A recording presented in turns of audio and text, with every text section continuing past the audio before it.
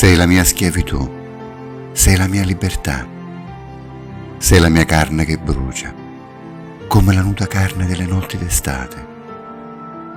Sei la mia patria, tu coi riflessi verdi dei tuoi occhi, tu alta e vittoriosa, sei la mia nostalgia di saperti inaccessibile nel momento stesso in cui ti afferro.